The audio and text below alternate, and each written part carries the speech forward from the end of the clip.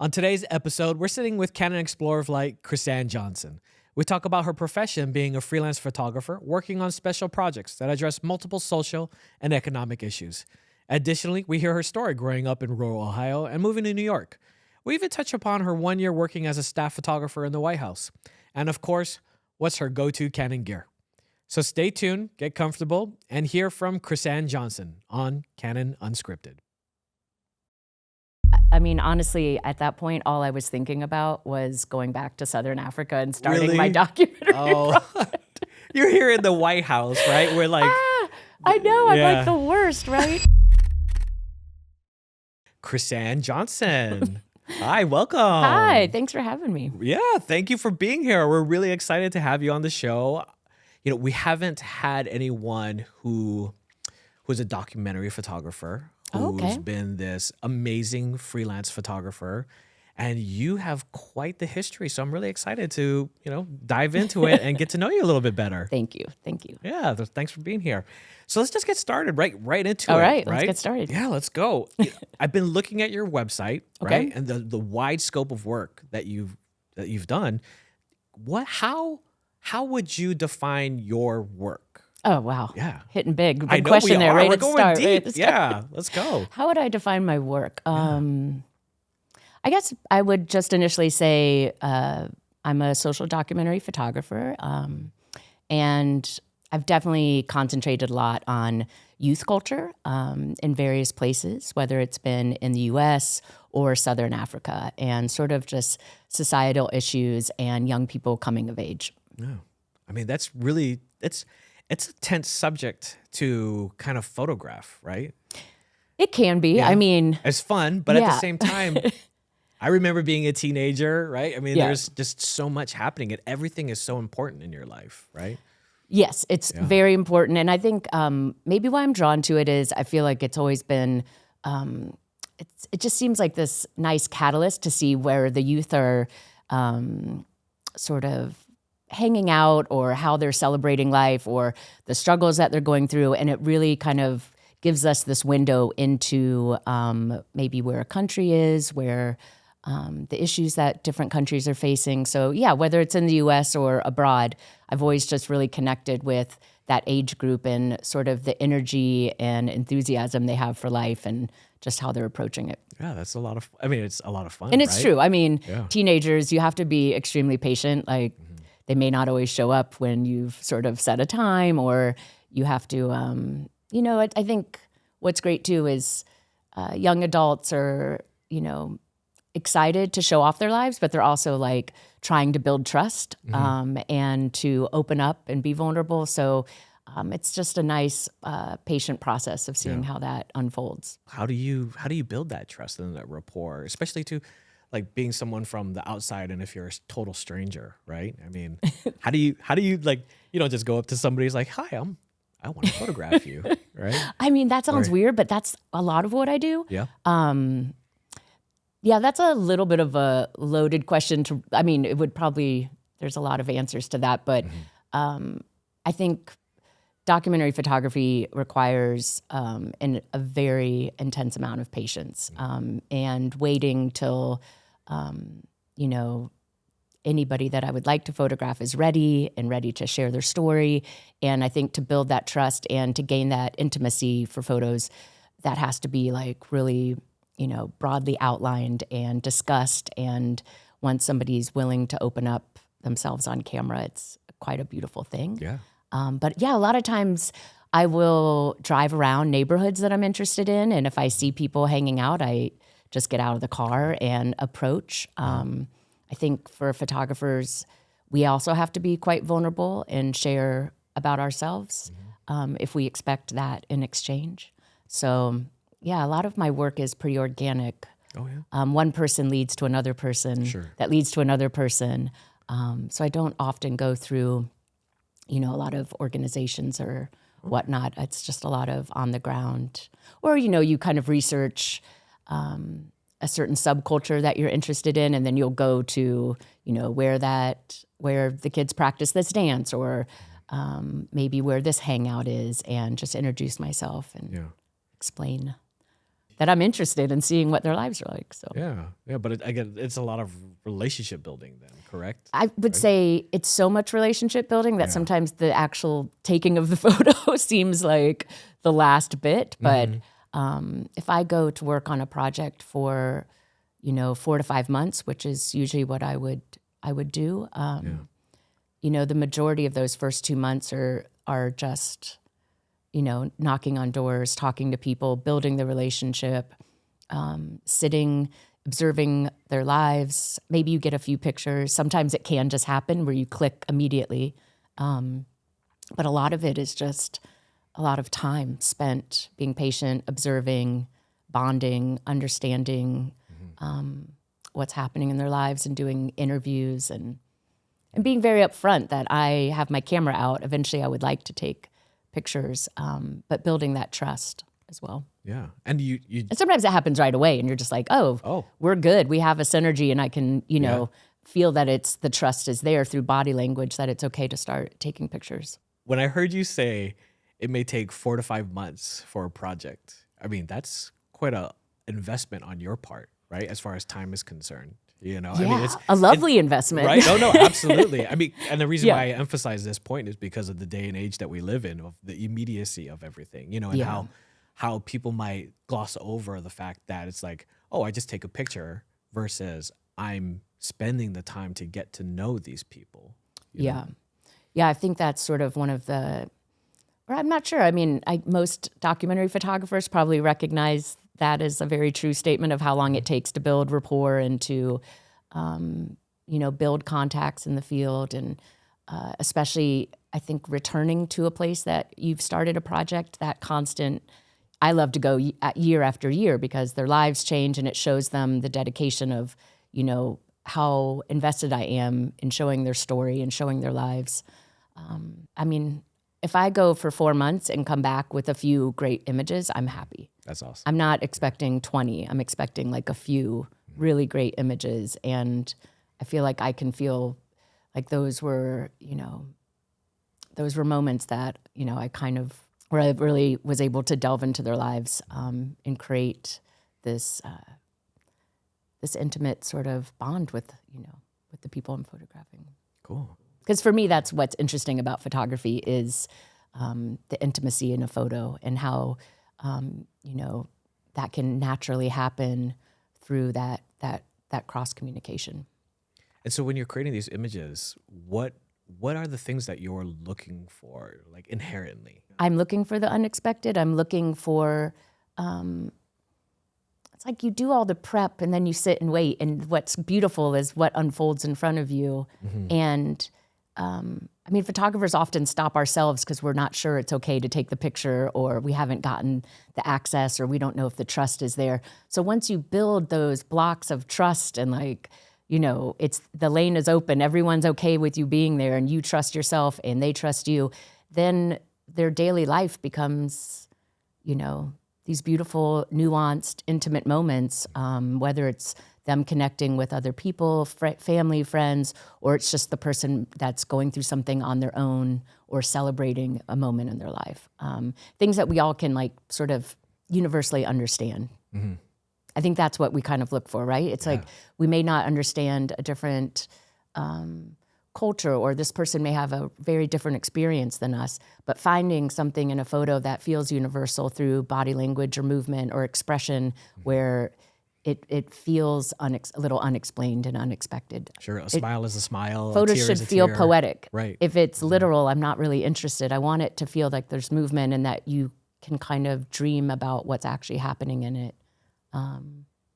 Obviously, captions are important. The context is important, but I don't think a photo should just be, I feel like a photo should feel a bit unexplained and poetic.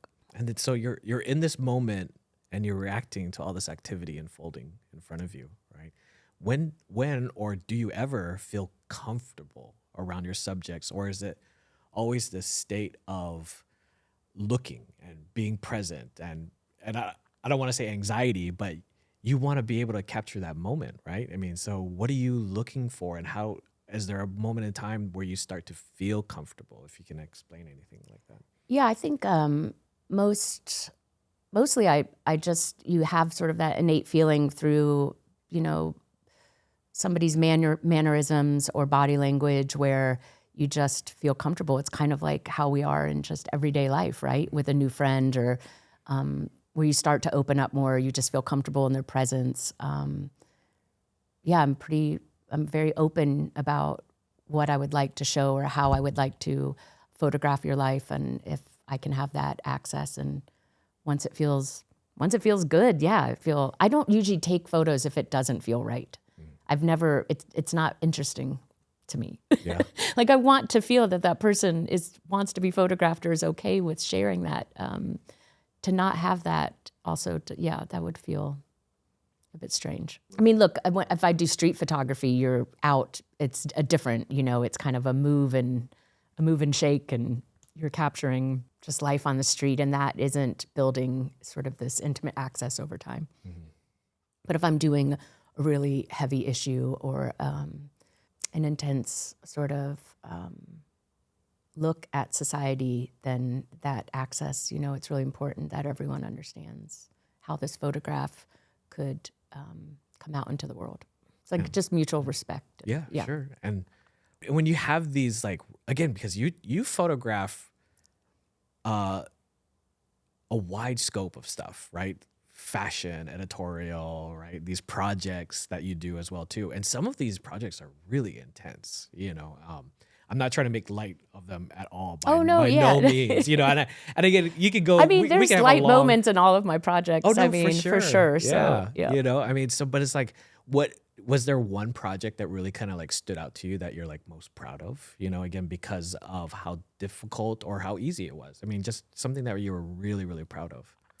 I would say the project that's probably will be the most defining in my life for myself would be the project titled "I Love You Real Fast," and it was my first long-term documentary work that I did or embarked on, and it's a project looking at the coming of age rights of young women in the Kingdom of Eswatini.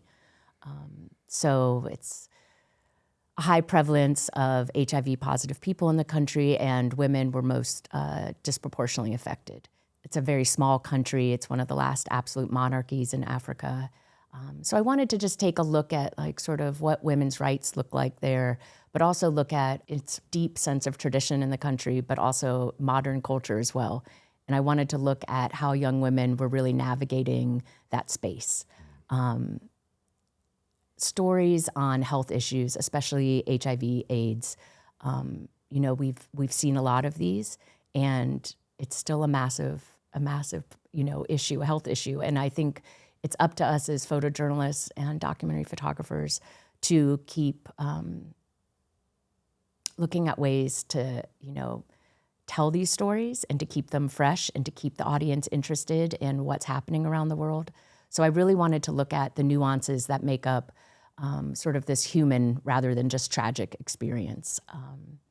While there was a lot of sadness with what was happening with young women, there's also a lot of new medication and a lot of camaraderie with how women were sharing information with one another.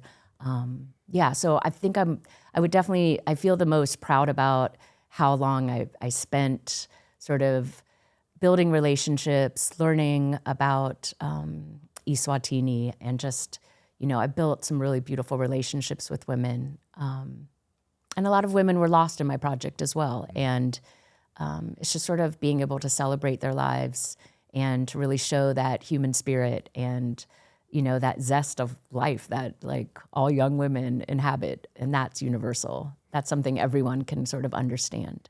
So I don't even know how to even begin to even fathom the amount of emotions and emotional roller coasters that working on a project like that can take on you. It was beautiful emotions for the most part. I mean, the Eswatini is an amazing country and filled with just, I don't know, it was 13 years, I think, on and off there. Wow. Or wait, maybe, I don't know, somewhere around that. I start to forget everything with numbers, but I would spend, 8 months there. I would go for almost the majority of a year. I loved that mountainous kingdom. It's gorgeous. 13 years though. Maybe 10, maybe what- 10. I was like, I kind of went up there. I have to remember when And you're I flying did back my and last. flying back and forth. Yep, I and- would just split my time Okay. between New York and also go to, I spent a long time as well in South Africa. So the countries border each other. So a lot of times I would also then go to South Africa and work on another big documentary project that I've done over the years. So What attracted you to Africa and to these topics? I mean, is it like what was that key inspiration for you? my key inspiration was at first, I was coming of age, or, I, in high school, into college, was, very actively watching sort of the end of apartheid on the nightly news. And I just was incredibly inspired by Nelson Mandela.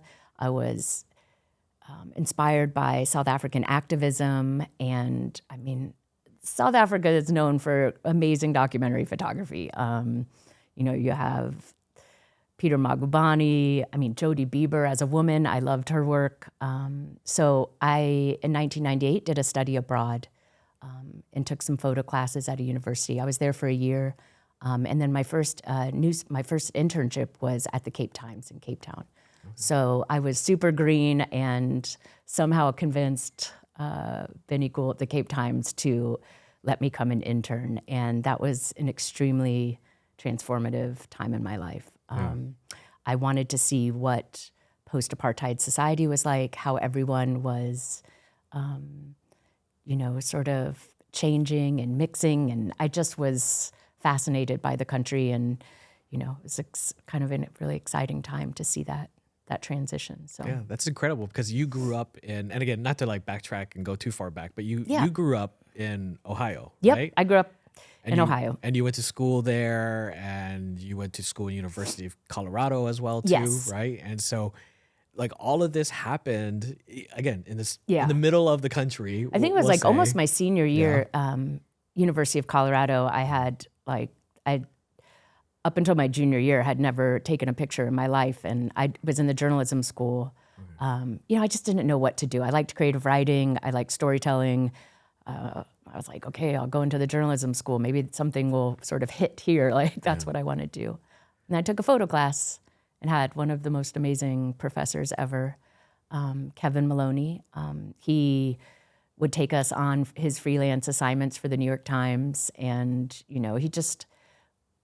he was a kind, ethical, amazing photographer. And I just wanted to be just like him. And that's what started it all. And then I was like, I want to go to South Africa and, explore. I just was craving experience, I think, out in the world. Maybe because I'm from a small town in Ohio. I was ready to get out. But then I always just went back. I'm not somebody that kind of drops into lots of different spots, which that's fine if you do. I've always concentrated my work in Southern Africa, and in the U.S., but that's it. All right. I just keep going back. Those are long trips. I mean, Yeah.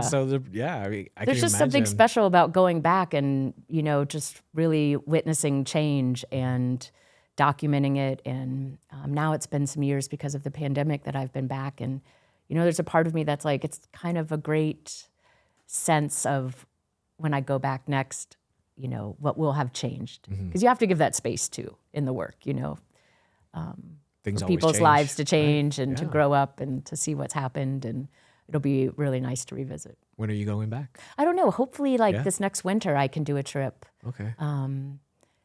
Their summer is our winter, so longer, days of light and a bit warmer. So that's usually a good time to go. All right. Yeah.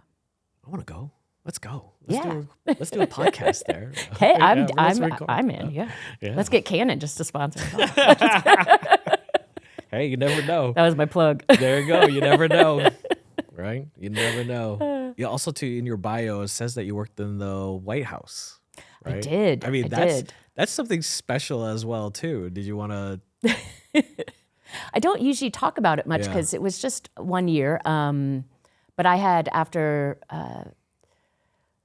grad school, I went to grad school at Ohio University. I was interning at U.S. News and World Report. And it was this amazing internship. And this is back when Olivier Picard was the director, and they had contract photographers and staff photographers who, all of which I completely idolized and got to learn from. And so I was shooting politics on the Hill and covering the White House. And then Eric Draper asked me to join the White House at the start of Bush's second term. So I was hired to be the third photographer on the president's side. And then Mrs. Bush's photographer, Susan Sterner, also left. And so then I took over as Mrs. Bush's photographer as well. So it was cool. It was like a different experience for sure. Right. I think my dad would have like killed me if I didn't take that. He was just a history buff, and he was like, you know, it was cool. Yeah. So, but I had sort of I mean, honestly, at that point, all I was thinking about was going back to Southern Africa and starting my documentary project. You're here in the White House, right? We're like, I know, I'm like the worst, right? Yeah, it was sort of in the back of my mind, and I think, you know, they knew that as well. So I didn't stay the 4 years. I was just there for 1 year. But I will say that 1 year was fascinating. I mean, you get to be behind the scenes, and what's it like? I mean, it's great. I mean, you get to have like a look at, you know, politics and the inner workings of the White House in a way, you know, you kind of wish everyone could see it, because it's just so much, it's intense and it's complicated, and they're all working really hard. And I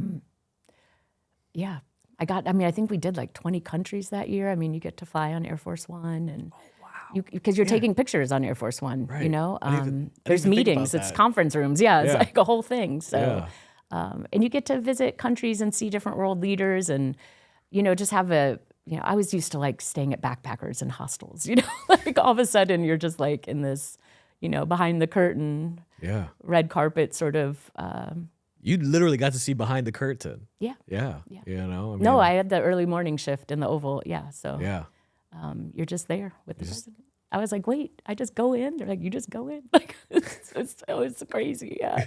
What do you, in those moments, like, what are you even thinking about? Who's going to, you're just covering it all goes to the National Archives and for their libraries. So, I mean, it's a mix, you know, you do your grip and grins, and then you do the documentary work. I think for me, photographing politics just wasn't at that time what, you know, I was super interested in. But do I think it was fascinating? It taught me a lot about timing. I mean, you can't miss a historic moment if you're the only photographer in the room and something's happening. So you have to be, you know, really on your toes. I saw a lot of how, you know, the team runs logistics and how I'd have to be in a certain place. So I feel like timing and sort of just having respect for that like historic moment, and it definitely was good training for that as a photographer, I think. You had to be pretty and fit, dealing with right? just dealing with like unexpected situations, right? Or like, okay, now we're going here. This is changing, and it's like, like the mental. You lived in a sharpness bubble for sure. You know, right. It was like quite a nice team and of people. So, and I was just starting to use like digital cameras then. So. Oh yeah. Yeah. Okay. It's crazy. Like that was all the onset. Yeah. Before that, I had just gone to Ukraine to photograph sort of the runoff elections during the Orange Revolution, and I remember that digital camera, one of those early Canon digitals. You know, it was so crazy. I think like, back in the day. Yeah, because you shot come a long way. A lot with film, right? Yeah, I shot film for many years, even into the first couple years of my project in Eswatini. And then I switched to digital. So that project's actually a combination of both film and digital. So, because film just got, I mean, it was so expensive. Like it just kept, Yeah, I mean, time and everything, right? Yeah, and then digital was, you know, great. So it was also like, Yeah. Do you still have all your negatives? Yeah. Yeah. Oh man, that must be a treasure trove. I got boxes of slide film from grad school that probably should be thrown out because they were probably horrible photographs. Oh sure, we all got to start somewhere, but yeah, I mean, still, like you must have tons of negatives. I mean, how do you archive all of that? I just have them in like, you know, the binders. You need to go through it all and sleeves and what have you. Yeah, like the big projects, you know, kind of in a more designated spot, but there's boxes of. There's boxes. Things Even that have the been untouched. newspapers I worked at, it was all film, so. Yeah. Do you ever like kind of want to go back and just like look them all at all, or do you Sometimes I just want to go back to those days. I mean, I really, in the beginning of my career, dreamt of being a newspaper photographer, and just like, I love daily news. I thought just work at one of these incredible small town newspapers where you just get these, I don't know, there's just such a variety of quirky stories and, long-term stories. And that always really appealed to me. So I want to go back some days and just be like shooting film and that pressure of running back and souping your film and like just picking one shot. Like now we just have I overshoot, it's it was fun, that pressure of editing and like, it was different. Are you going to mess up your film? Yeah. Drying it really fast. It's crazy. Yeah. That must be, I remember shooting on film. So I mean, I still shoot film. Yeah. But yeah. It's like, I can imagine like how much pressure it is, right? Because again, it's like you're saying, like you have these once in a moment opportunities, right? I mean, you're covering history at that point. You're being witness to that. Yeah. I mean, it's at the White House, it was digital. So was that was digital. fast. Okay. You could get that out. Yeah. Yeah.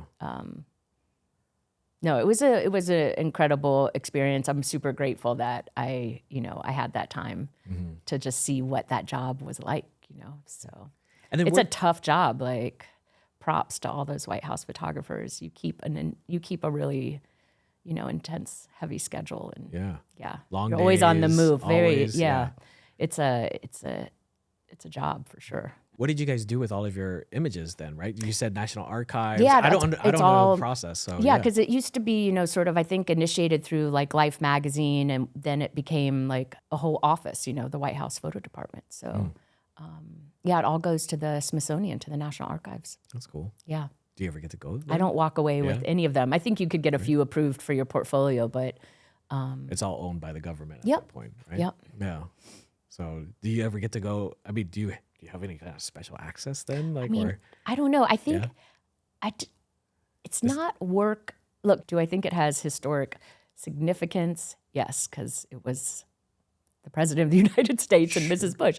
I don't feel like it was my best work. So maybe it doesn't feel like when I see those pictures, like that's a photo that I took sometimes. Okay. Like the work I did after felt like I developed my voice, and I became more of like the photographer I was searching to be, which was connecting with people. And It was different. it's different photos, different time. Yeah. Which is kind of why I left. I mean, it's a great experience, but it wasn't, you get to be in the bubble, but you're not, I mean, he's the president. You're not just like, talking and bonding with each other. You're a fly on the wall and you're capturing historic moments. I wanted to work on long-term documentary work where I could really build relationships and Yeah. And then also too, I was just in two different headspaces, Sure. No, yeah, absolutely. Yeah. Because that's what resonated well with you. That was your passion. Yeah. Right? I mean, again, I totally understand. It's just like, but yeah, it's like you were at the White House too. So that's really cool. That's what it's like, a cool experience, but maybe not like the work I'm most proud of, just because I think I was still, quite green coming out of grad school, still trying to figure out, I struggled in grad school to really figure out what my voice was as a photographer. It didn't click. I was kind of pretty okay at capturing moments, and when I had worked at newspapers, got some good shots, but I would see other people in my class really take it further with their creative sort of spirit, and I struggled. I really, that's why I feel like everyone you gotta stay true to who you are and just keep exploring until you figure out what your sort of voice is, or you feel like you got to that moment. Because I mean, now I'm happy I was patient with myself, but yeah, it took a long time. Well, and I took a lot of bad photos. I still take a lot of bad photos, but it's got to find what clicks, Sure. And black and white's always been that for me a bit. I kind of returned to it, and So you shoot. I was looking at your feed and your work and everything like that. You shoot primarily black and white, right? For most of my personal work, it's all been black and white. Yeah. I shoot color for assignments or, for other events and things. I love color photography. For myself, black and white has always just, I feel like it's been the best way for me to express myself. I like to get to the immediacy of a moment. I love to sort of layer that foreground, background more with body movement and less kind of distraction of colors. I feel like I just get to the spirit of what I want in a photograph through black and white. Yeah. And I love the tonal shades and yeah. And how do you shoot in black and white? You know, do you shoot in color like raw and? I put it, I shoot raw and I put it in the black and white mode. Yeah. Yep. Okay. So what I'm seeing on the back is black and white. Yeah. Yeah. All right. No, I don't often. I never really shoot in color, then switch it because I mean you expose differently for black and white. So, yeah, that's the process. Yeah. When I shot film, I loved that Ilford XB2 film because it had sort of this like weird porcelain quality. But what's great is the Canon digital. Like it completely, I could find that same tone. Like it didn't. I don't think people could even notice the difference. So, yeah. Yeah, I shoot.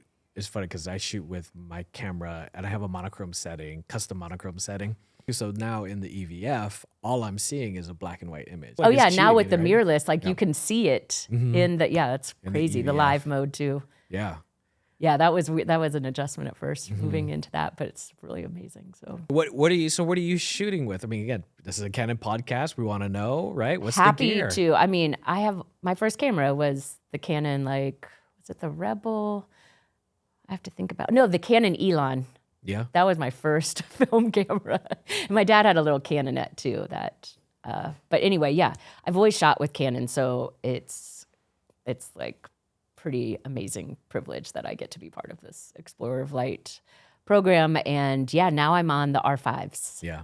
So I love the R5. Yeah.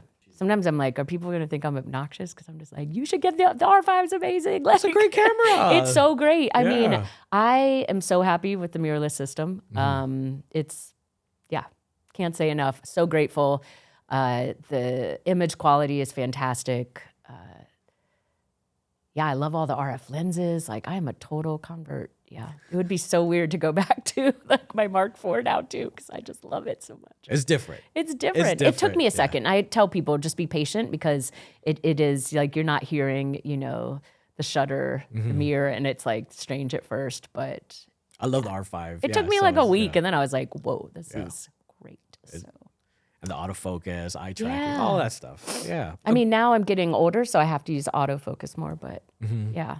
But it works great. So I'm happy Yeah. that it's really good because it's like I'm learning more of those functions, Like I probably need some more tutorials because I have to figure out that eye tracking thing. It looks incredible. So. Oh yeah, you gotta try it out. I know. I was like, I'm being a wimp. I'm like not extremely technical, so even in Photoshop when I correct, like it's just a basic like tonal contrast, like yeah. But if it works for you, then that's what matters, right? So now I'm like, okay, I Yeah. have glasses. I got to figure out all this like tracking stuff because I see that the benefit is pretty, But yeah, what kind of lenses? I'm a big fan of our lenses as well too. So what lenses are you shooting with? Gosh, right now I love the 24-70, the 2.8. That's just like a workhorse lens for me for events, for assignments. That's fantastic. I love I'm saving the best for last, but I love my 35, my 50. Yeah, I have a nice range. So the 85. But if I'm shooting my own work, everything is usually shot with the 28. The 28, the RF 28. I think now we're talking before I switched to the RF lenses, Okay. the 28 millimeter, the EF. EF version. But finally I got the Pancake 28. Yeah. And it's great. Yeah. So It's so small, it's so right? small. Yeah. It's so small. But all of my projects, my personal work, everything's been shot with the 28. Yeah. I'm not sure maybe one photo is with the 35, but all the photos are a 28. So it's my favorite lens. Yeah. Visually, it looks like a 28 or 24, but yeah, I mean. Yeah. Yeah. I know. I that should wider. probably add some variety, but I just love the 28. No, but I like how small, compact. It's not too wide. I like to move. I want to get in close, but I also love that you have a little bit of that, wide angle to layer a bit more. But it doesn't feel too distorted when you're close. Like it's just in my opinion, the perfect lens. It's a great focal length. Yeah. It's the perfect lens. Yeah. I know. I've been a big fan of the 28. I feel like I just like, it doesn't get better. So I have a 24 too. Sometimes it feels a little too wide, but yeah, it does a trick, especially if you're covering like sort of dancing or I don't know.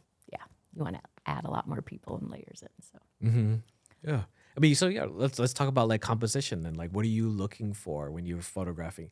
Do you like, because again, your images they cover the gamut of stuff, right? You have singular subjects and you have large groups. When you're composing an image, what is it just about feeling? Like, what's it look like? Like what are you looking for to get in your images? Because again, you're talking about distance and width and what have you, so depth. Do you always like close up, or do you want it to have a little bit of space between you and their subjects? I'm not sure. Sometimes it feels like I don't think of composition, but I think then there's this, now it's kind of an innate nature of like when you're taking a picture. I think I'm usually just going for the moment, which is what really attracts me to photography, is that in between moment. You see it about to happen and you want to catch it sort of, I don't know, maybe not even at the peak moment stage. It's like that weird, I like that little weirdness, that tone of weirdness in the unexpected moment. But I definitely love to compose with another person or something in the foreground as well and really layer that movement. It does depend on, I guess what I'm taking a picture of. But yeah, probably I do enjoy a lot of like foreground and layering. I'm not sure I think about it as much. Yeah.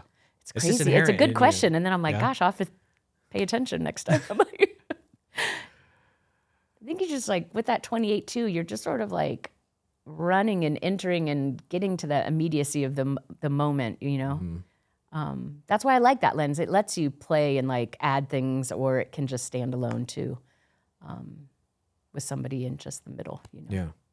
Oh. So we've talked a lot about your work, but what about your recognitions, right? You've won a few awards, right? A few. Maybe more like grants, I guess. Grants. Yeah. Yeah. What's that like? Again, for somebody who's never done that process, right? Like what's that like? Well, it definitely always feels, really special and very kind when somebody recognizes your work. I think, some of the most meaningful recognition I've received is when it's been a grant to continue the work that I'm doing, because then that just sort of means that somebody else has thought it's worthy of, continuing, and that it should be shown to the world, or that it should receive additional funding. So I think a lot of us as well, as freelancers, we often start our own projects, because you have to self-fund those to then try to get an editor enticed into the work and, to sort of make a little bit of a name for yourself. So, for years I would self-fund these trips, and it's not easy to do that. So at the same time, after each trip, you make an edit and you start applying for these grants. In the process of grant writing and applying, I mean, it can be tedious, and, you just really have to hone your writing skills and practice and make sure that, you're really getting your point across as to why this story is important, and why it deserves to be pursued, and to receive the funding. And I'm almost positive every single project that, seeks funding is worthy of that. So you're really lucky if you are chosen. And I feel, very humbled by the fact that I was for a few. I wish everyone's projects could be supported in that way.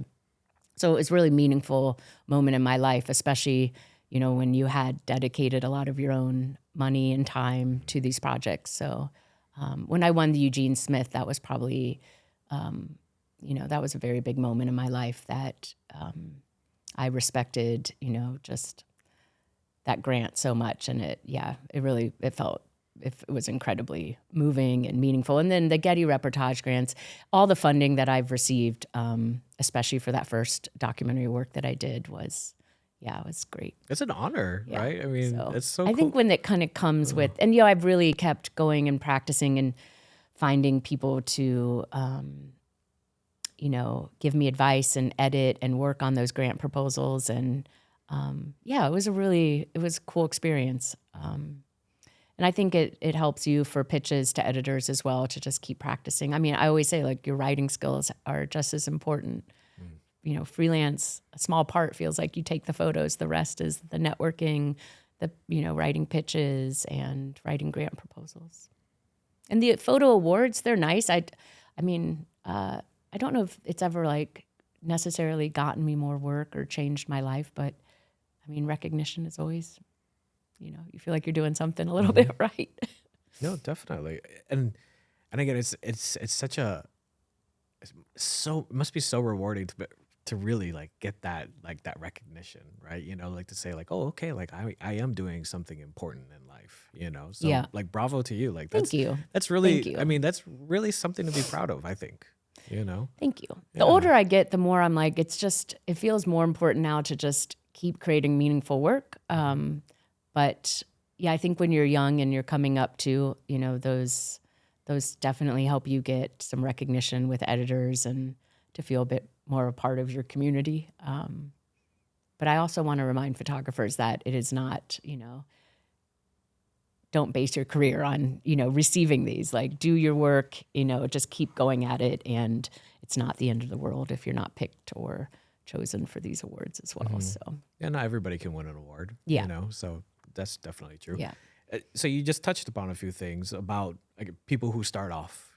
What kind of recommendations do you give for anybody who wants to kind of dip their toe into documentary work and freelance? Is there something that you would recommend to them? Like, oh my gosh, yeah. I mean, look, it's a tough industry for sure. I mean, it's definitely, I think you really make sure it's what you want to do, and that. I feel like for years it was that passion of chasing down, 2 of the long-term projects. The passion for those stories is really what drove through like how tough it is to, earn a living and to get through, it's not a lucrative business. So that's what I like to keep it real with like students is like, make sure you're committed to it because it's tough and you got to have a tough skin too there's lots of rejection. But I think if you are passionate and you stay true to what you really want to express and how you want to navigate your stories, then nothing can stop you. Mm-hmm. And give yourself that grace to, mess up and try again. I mean, the reason I kept going back is because I didn't get it the first time. You go back, you build relationships. All of those moments are teachable, and all of those make you, a better person and a better photographer. So take the failures as success as well. Mm-hmm. And it's really hard to do that because, we all want to kind of just get there, but it is a journey. Yeah. So yeah, just be patient with yourselves. Yeah, it's a long journey, right? Yep. I mean, you're still doing it, right? Yeah. How long have you been shooting now? I mean, gosh, so I guess around like 1998 when I first started like that first internship or photo class. That's been, yeah. And have you always been a freelancer? Or yes, yeah. I mean, besides like internships or short contract, yep. So always, yeah.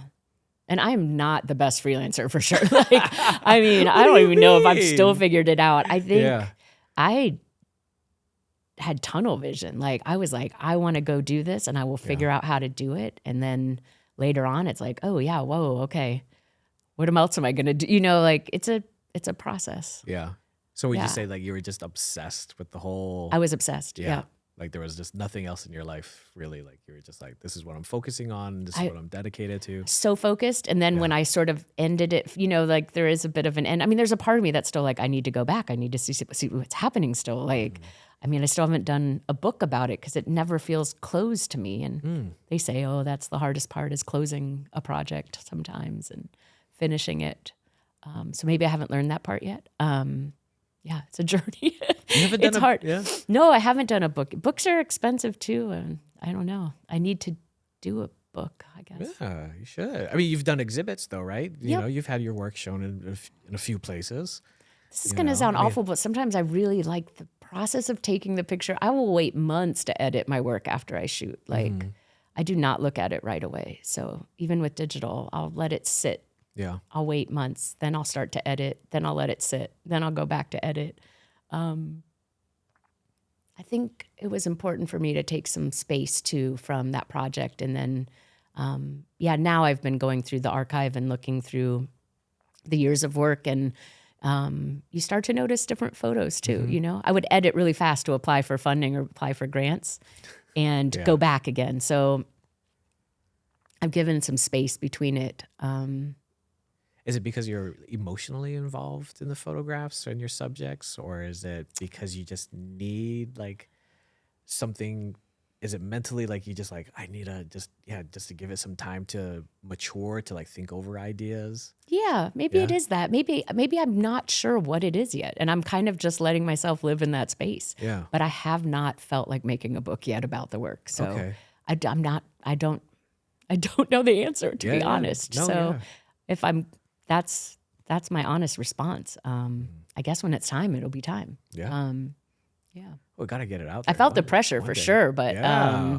the work is out there too. Yeah. TBD. TBD. All right. On the next show. I'm sure it's going to be an well, amazing process yeah. to do eventually. Yeah. So maybe The next now. time you're here, we'll have you be like, oh, here's my book. You Yes. know? Yeah, no. We'll see. Yeah. I mean, because again, you must have. Like with the link. Yeah, with the Please link. go buy the book. Yeah. But yeah, you must have like hundreds, I mean, like thousands of images, Yeah. right, that you're just sitting on. I mean, No, I probably would like to do 2 books on the 2, like South Africa and Eswatini eventually. So, I guess see how that.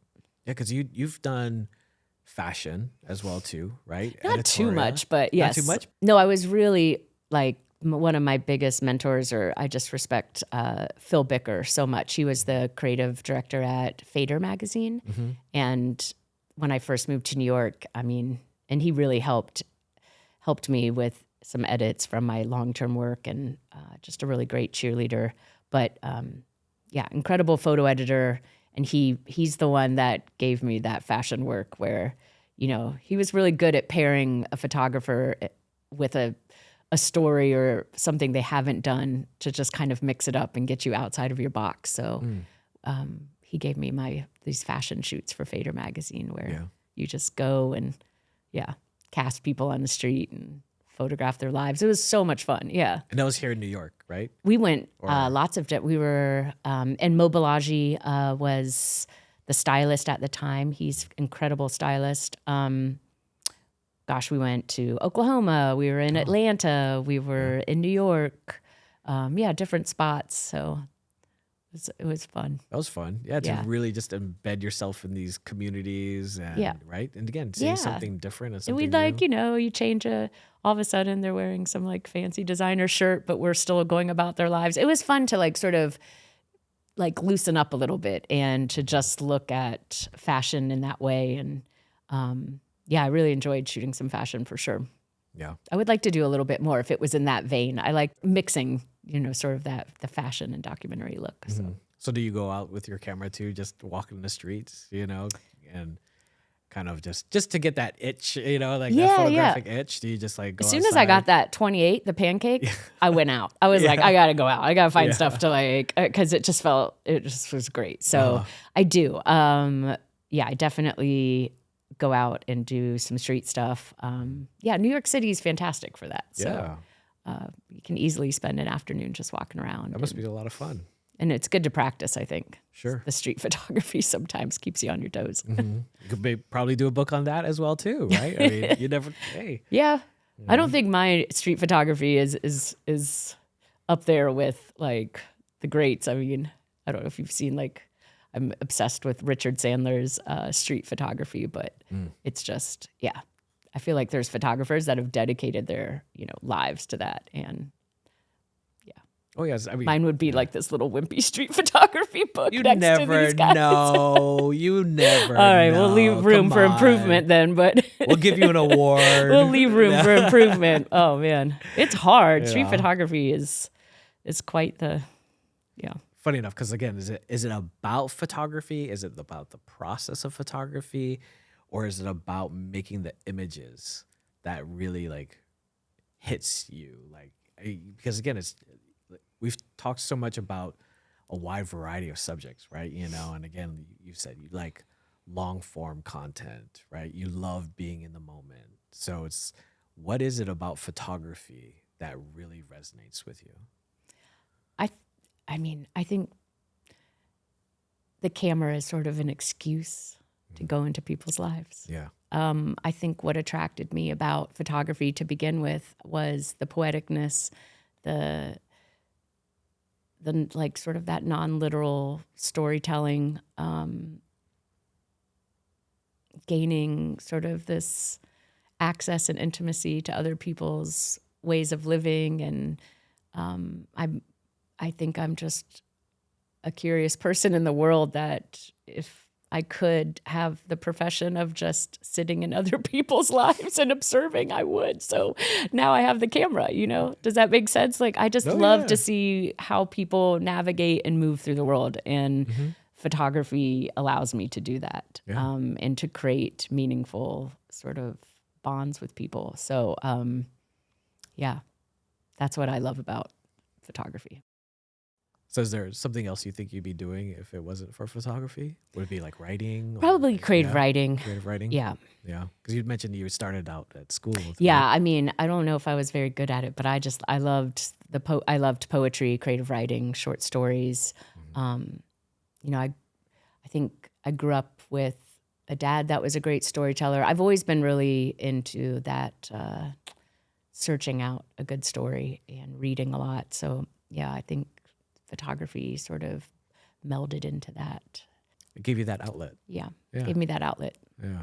No, it really, once I took my first class and kind of, I mean, I started to study photography more, I was like, what? Like, I still just go through a photo book and I'm just sort of blown away with the narrative and the way people view and see the world. And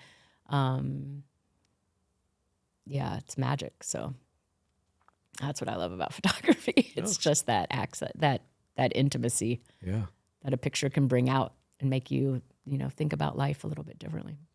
And so what's next for you? I don't know. Yeah.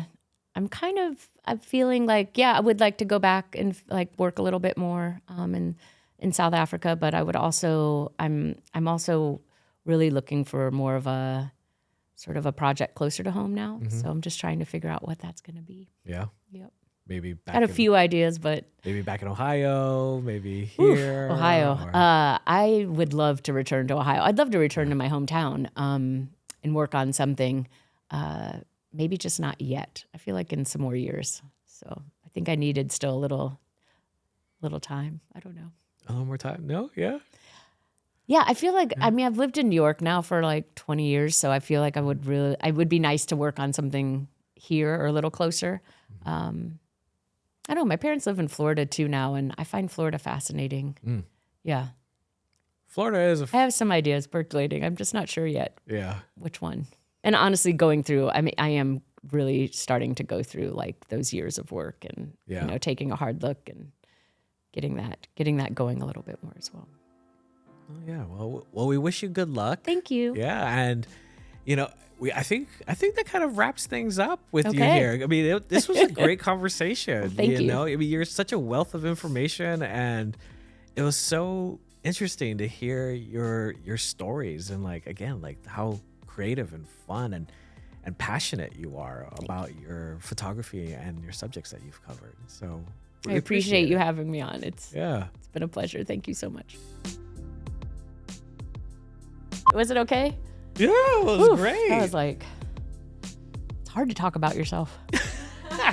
It's really awkward. It's like a little bit of an outer body experience. I'm like, am I talking about somebody else? Is this me? Like, you don't think about yourself in this way. It's bizarre.